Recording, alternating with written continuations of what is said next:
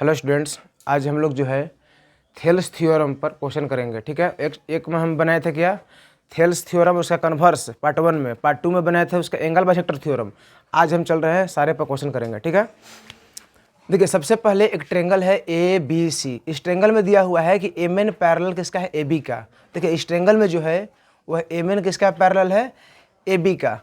ठीक है ना, तो बी सी का वैल्यू दिया हुआ है, ए एम का वैल्यू दिया हुआ है, एम सी का वैल्यू दिया हुआ है, बी एन का वैल्यू निकालना है। ठीक है, तो सबसे पहले सब वैल्यू को लिख दीजिए कि बी सी की वैल्यू कितना है, 7.5 है, यानी 7.5 यहाँ से लेकर के आपका यहाँ तक हो गया, इतना सेंटीमीटर लगा लीजिएगा यहाँ पे।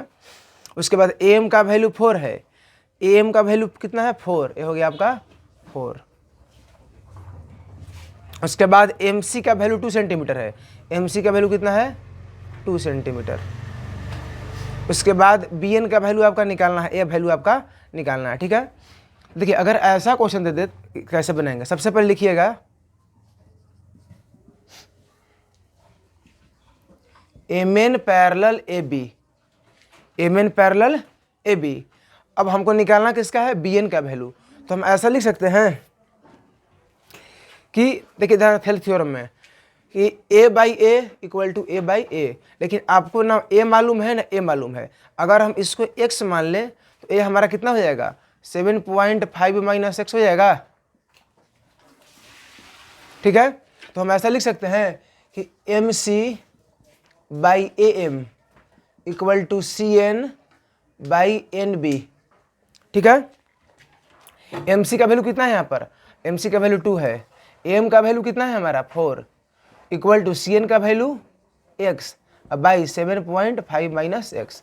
अब देखिए 4 इंटू एक्स कितना हो जाएगा 4x, इसको मल्टीप्लाई कीजिए तो 7.5 इंटू 2 कितना होगा 15 माइनस 2x, इसको इधर ले आइए तो 4x plus 2x equal to 15, तो 6x इक्वल टू कितना हो जाएगा 15, तो x इक्वल टू 15 बाई 6, 3 से 3 5 जा और 3 2 जा, यानी 5/2 यानी 2.5 सेंटीमीटर।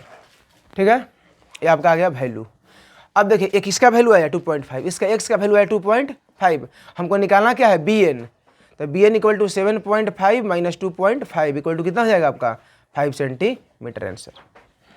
अब देखिए इसमें हमको निकालना है, इसमें A D parallel B C दिया हुआ है। चलते हैं सॉल्यूशन में हम लोग। यहाँ पर जैसे डी पैरेलल क्या दिया हुआ है B C, A D by D B का वैल्यू दिया हुआ है आपका, A D by D B का वैल्यू कितना दिया हुआ है आपका 3/5, A D by D B को 3/5। उसके बाद निकालना है हमको क्या ए ई, ये आपका वैल्यू फाइंड करना है, और ए सी का वैल्यू दिया हुआ है 4.8, यहाँ से यहाँ वैल्यू दिया हुआ है 4.8। अब कैसे निकालेंगे, डी पैरेलल बी सी लिख दिए।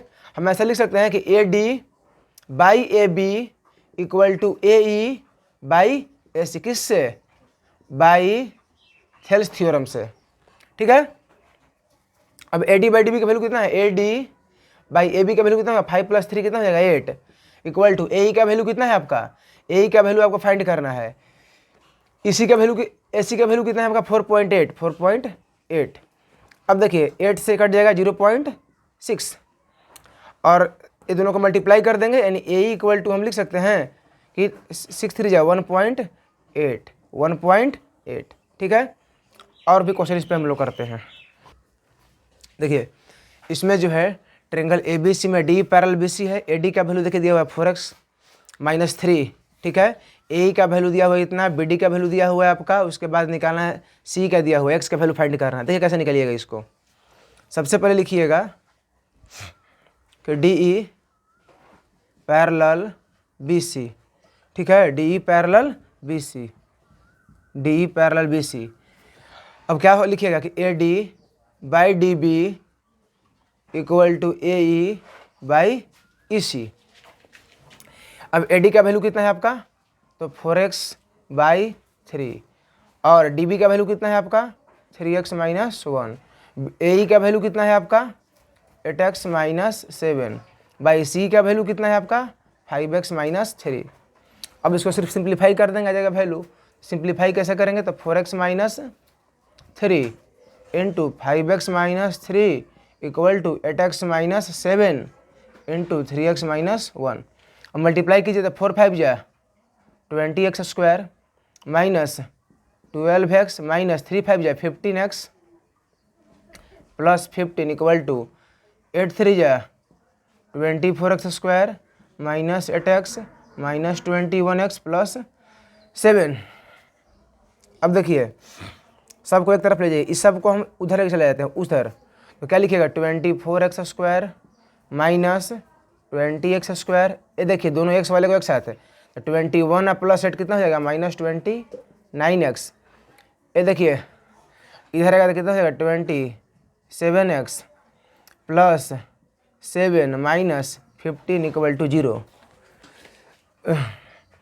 अब दोनों को माइनस कीजिए तो कितना हो जाएगा 4x स्क्वायर, ये कितना होगा minus 2x minus 8 equal to 0। 4 अगर इसमें से 2 कॉमन ले लीजिए तो कितना होगा 2x square minus x minus 4 equal to हो जाएगा आपका 0। 2 कॉमन ले लिया सब में से।